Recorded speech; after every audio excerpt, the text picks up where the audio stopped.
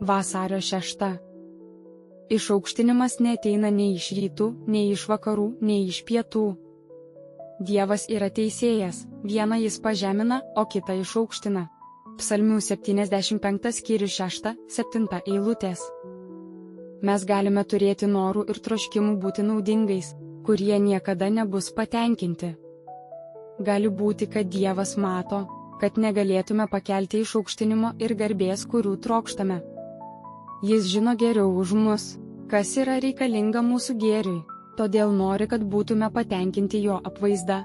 Tačiau būtume nedikinėjantis, bet darbštus, nelengvabūdiški, bet budrus, neabejingi, bet uolūs, rimtai trokštantis vykdyti Dievo valią.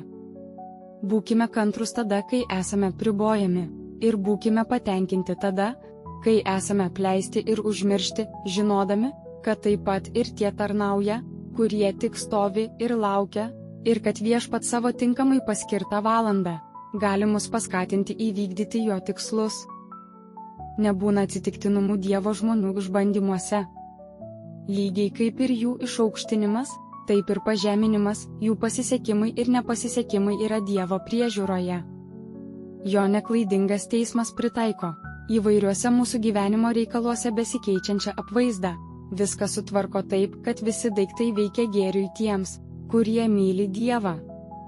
Todėl galime ramiai ilsėtis, atsiduodami į jo rankas.